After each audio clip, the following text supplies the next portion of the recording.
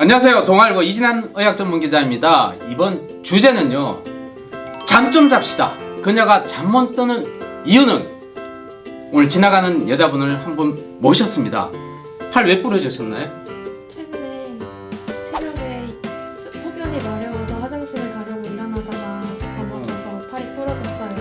여러분 밤에 오줌 누다가 넘어져서 팔이 부러졌답니다. 자, 구독과 좋아요 눌러주시고요. 이런 여자분들을 위해서 우리가 특별히 마련한 주제 야간요에 대해서 알아보도록 하겠습니다.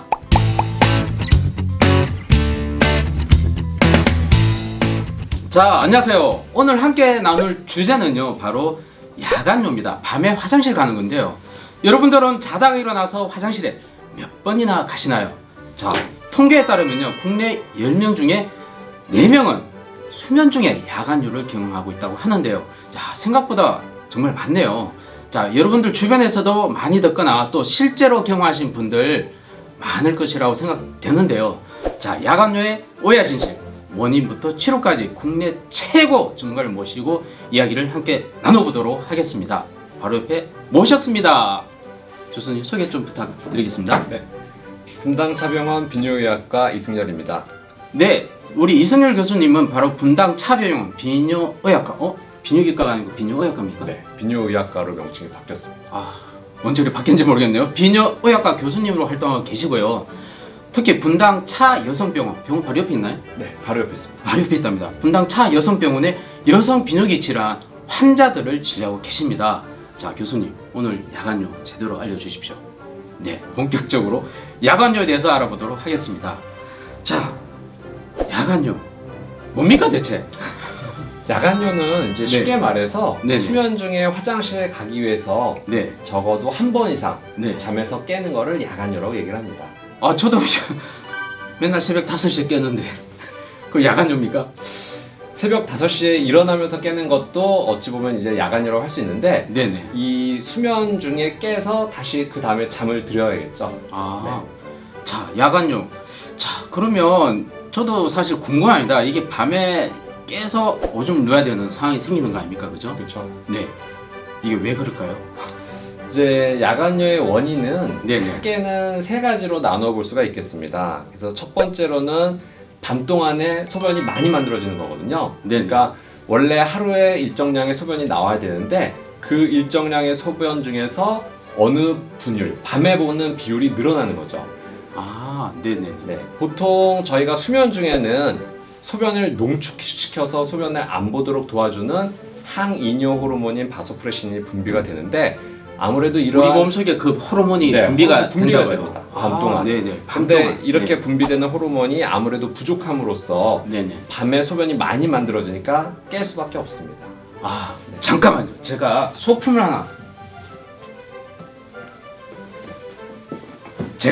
하나 준비를 했습니다. 짠. 이게 방광입니다. 여러분. 이렇게 방광인데요. 이렇게 이 정도 차 있으면 굉장히 많이 차 있는 거죠. 많이 차 있는 거죠. 엄청 많이 차 있는 거예요. 이게 밤에 이렇게 많이 차 있다고 생각해 보세요, 여러분. 이게 그냥 차는 게 아니라 아까 말한 대로 호르몬의 문제로 인해서 이 밤에 요가 엄청 많아지면 밤에 깰 수밖에 없네요. 그렇죠. 예.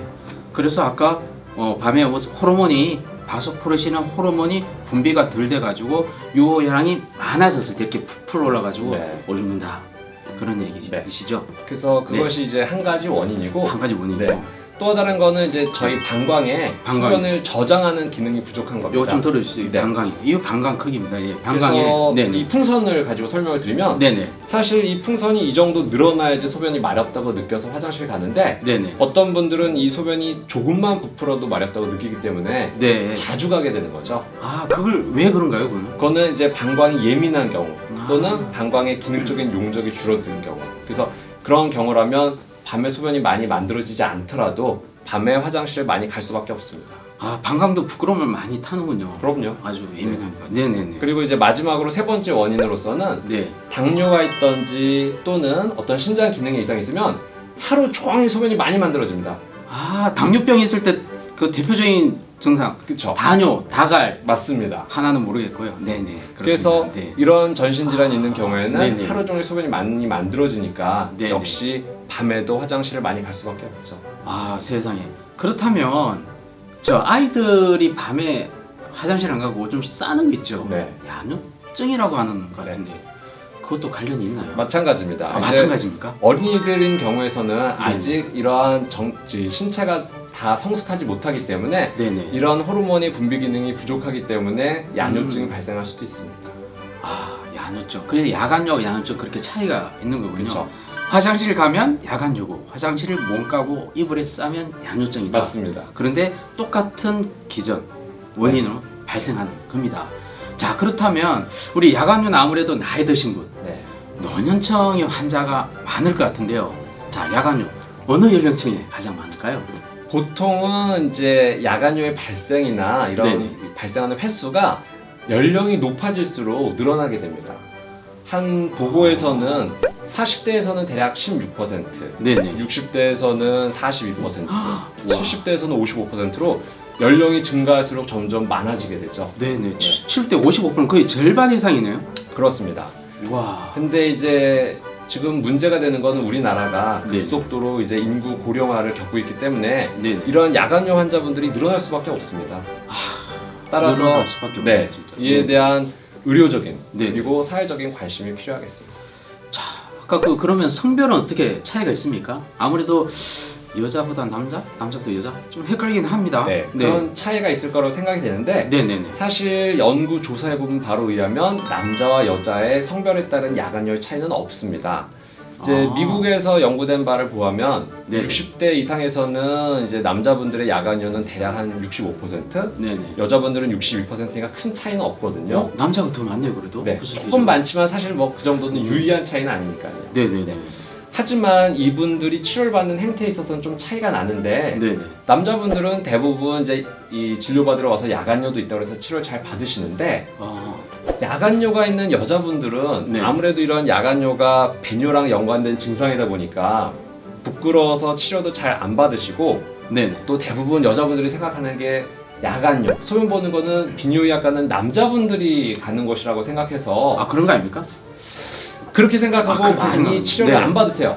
그게 아니죠, 그죠? 네. 비뇨기과 그러면 남녀가 똑같이 가는 데 그렇죠. 아닙니까? 배뇨에 네. 대해서를 남녀 똑같이 아. 진료를 하는 것이죠. 자 아무래도 이게 사실 노화의 한 현상이라고 생각하면요 결국 시간만 지나가 더 악화돼서 가는 거잖아요. 그래서 이게 결국 조기에 진단해서 빨리 치료할 수 있는 방법도 있는데요. 일단 이게 비뇨기과는 두려운 게 바로 진단. 네.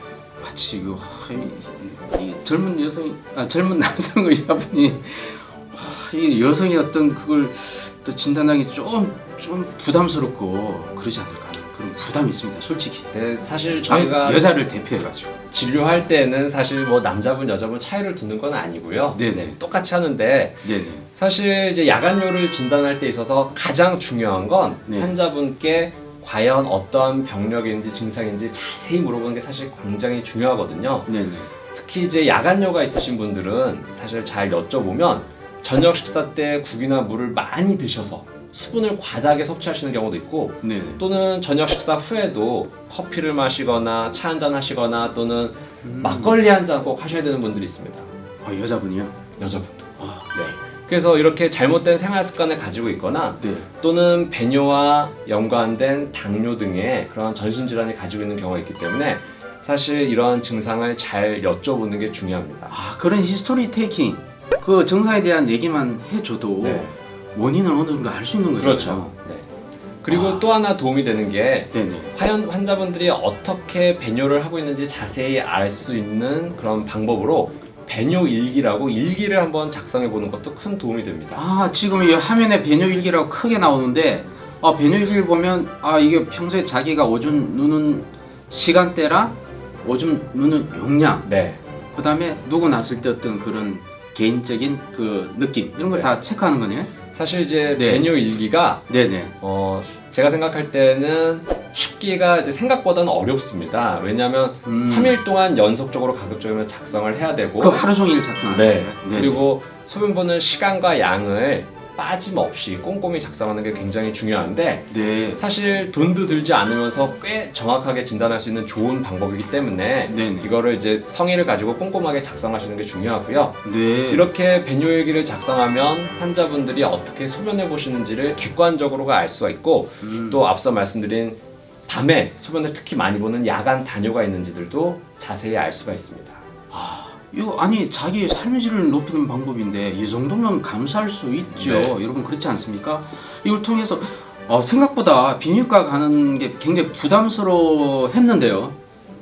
아주 이 정도면 뭐 가능할 것 같은데요, 그죠?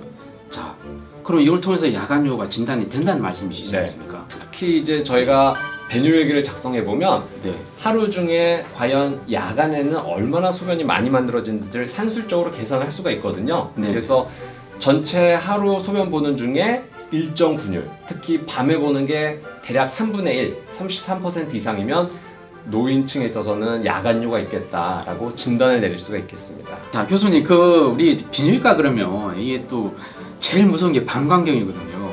그러니까 이게 야간뇨일 때 방광경 검사를 하는 경우도 있나요? 사실 야간뇨 때문에 방광경 검사를 하는 건 아닌데요. 네네. 야간뇨의 기본 검사 중에 하나가 혹시 방광염증이 있다든지 확인하기 위해서 소변 검사를 하게 됩니다. 네네. 근데 이제 소변 검사를 하게 되면 소변에서 피가 나오는지 등도 같이 알아볼 수가 있는데 네네. 혹시 소변에 혈뇨가 동반되는 경우에는 네. 방광암 같은 거의 위험을 확인해 보기 위해서 네. 방광 내시경을 해볼 수가 있고 네네. 예전에는 방광 내시경이 이제 탁탁하게 쇠로 된 철제라서 사실 할 때 많이 고통스러웠거든요. 네. 근데 최근에는 약간 부드러운 줄로 된 내시경이 있어서 그렇게 네네. 고통스럽지 않기 때문에 네. 그렇게 너무 아프고 힘들다라는 선입견을 가질 필요가 없이 편안하게 검사를 받으실 수가 있습니다. 네. 야간뇨 진단을 일단 받았다고 합시다 제가. 네. 자 그러면 야 이거 수술적 치료를 해야 되나요? 고민이 많네요. 또 많이 갑자기. 오셔서 야간뇨로 고생하신 분이 수술부터 해야 되냐고 말씀하시는 분도 있지만 네네. 야간뇨는 의외로 생각보다 쉽게 치료할 수도 있습니다. 쉽게 치료할 수 네. 있다고요? 그래서 앞서 제가 말씀드린 게 야간뇨 치료를 네네. 원인이 이제 세 가지가 있다고 말씀드렸거든요. 네네. 야간 단뇨, 방광의 저장 기능 이상, 아주 계속 그리고 방광 들고 계세요? 네. 친숙하다 보니까. 네네. 네. 그래서 이렇게 원인을 나누었기 때문에 이 원인에 따른 치료를 하는데 네. 그 중에서도 특히 야간 단뇨가 있는 분들을 치료할 경우에는 크게 행동요법과 약물 치료를 할 수가 있거든요. 네. 네. 네네. 행동요법은 앞서 말씀드린 것처럼 저녁 식사 후에 과다한 수분을 섭취하는 그런 습관이 있으면 좀 이런 수분 섭취를 제한해주고 제한하는 게 굉장히 중요합니다. 이렇게 가닥에 술을 마시는 사람이 계신가요 실제로? 그럼요. 저녁 때 꼭 커피를 마시거나 아니면 식사하실 때마다 국을 꼭 드셔야 되는 분이 있어요. 그것도 한 그릇이 아니라 두세 그릇 드시는 분이 있는데 그 짭조름한 그 국물 짠 거 드시면 또 물도 많이 아까 마시죠. 막걸리 안주로 딱인데. 네네. 그래서 그러한 행동요법도 도움이 되고 네. 이제 행동요법만으로서 치료가 되지 않는 분들은 결국은 약물 치료를 하는데 네. 앞서 야간 단뇨의 원인으로서 밤에 소변을 농축시켜주는 호르몬인 바소프레신 이 제가 부족해서- 얘기하려고 했는데 바소프레신 이게 나이가 들면 많이 준다고요? 네. 그래서 이를 보충해서 데스모프레신이라는 약물이 있거든요. 네네. 그래서 이런 약물로 보충을 하면 네네. 밤에 소변 보는 횟수를 줄일 수가 있겠습니다. 알약 하나인가요? 알약은 알약입니다. 알약입니까? 주로. 네. 알약 하나가 그 역할을 한다고요? 네, 뭐 게다가 알약이 또 네네. 알약을 먹다 보면 물을 마시지 않습니까? 네네. 그래서 그것조차 줄여주려고 이렇게 입에다 넣으면 사르르 녹여서 먹는 약재들도 있습니다. 별별 약재가 다 있네요. 근데 네. 그게 생각보다 되게 간단한 거네요. 그걸 먹으면 삶의 질이 확 좋아진다는 말씀이시잖아요. 그렇죠. 편해지죠. 그 밤에 자다가 깨는 우리 어머님 이 약 드시고 밤에 깨지 마세요. 우리 어머니도 야간뇨 네. 치거든요. 네, 야, 또 뭐 있습니까?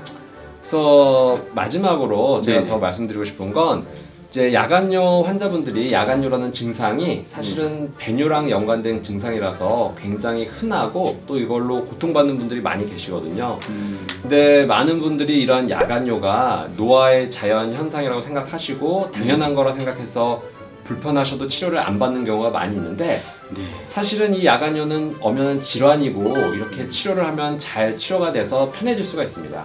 따라서 이러한 인식을 가지시고 야간뇨가 있으시면 비뇨기과에 내원해서 전문의 진료를 받아보시는 게 필요하겠습니다. 근데 아까 그 생활 좀 습관 관련해서 아까 밤에 네.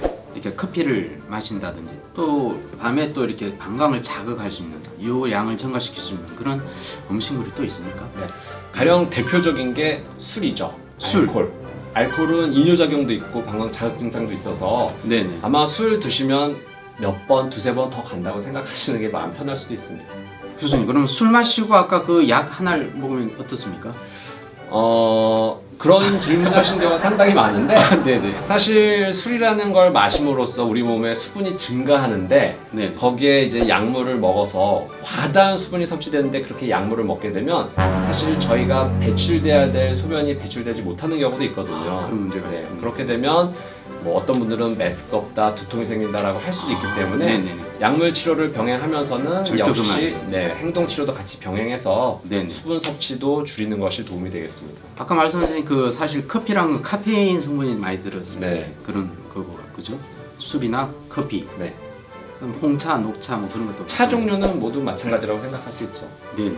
아 그리고요. 그 제가 마지막으로 그 이게 야간요. 그러니까 방광 건강을 위해서 평소에 좀 예방해야 될 또 다른 뭐 그런 게 있을까요? 혹시 도움될 만한 보통 뭐 소변을 너무 오래 참는다든지 오래 참는 거. 네, 좋지가 않습니다. 왜냐하면 잘못된 속설로 뭐 소변을 참으면 뭐가 좋아진다 해서 참는 정답. 경우도 많이 있는데 네.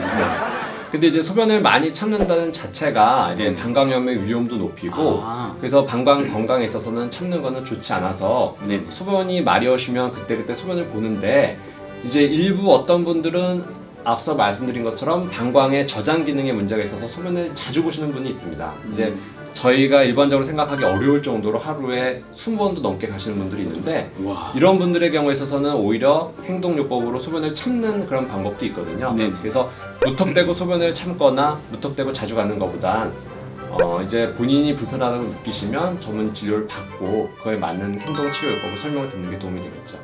그리고 부끄러워서 비뇨기과 가기 비뇨의학과를 가기 힘든 여성분들이 한마디 좀 해주십시오. 네.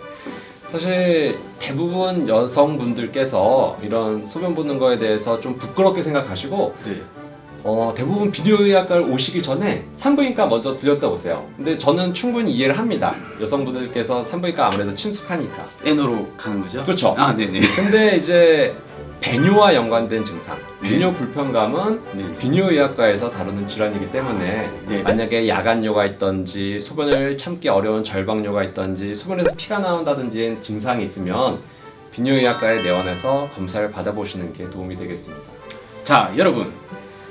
자, 밤에 오줌을 누는 걸 갖다가 너무 자연스러운 현상이라고 보지 마시고요. 노화 현상이라고 보지 마시고요. 이건 하나의 야간요, 하나의 질환이 있지 않을까 한번 의심을 하시고 비뇨의학과를 찾아가셔서 한번 진단을 받아보시면요. 치료를 통해서 삶의 질이 너무 좋아집니다. 밤에 푹 잘 수 있습니다. 나는 나이가 들어서 원래 밤잠이 없어라고 하시는 분들 중에서도 분명히 그런 분이 계실 것이라고 생각합니다. 오늘 이 코너 도움이 되셨으면 좋아요, 구독 꼭 눌러주시고요. 여러분 꼭 비뇨의학과를 꼭 찾아주십시오. 오늘 말씀 고맙습니다. 좋은 자리에 초대해 주셔서 감사합니다. 다음에 또 뵙겠습니다. 네.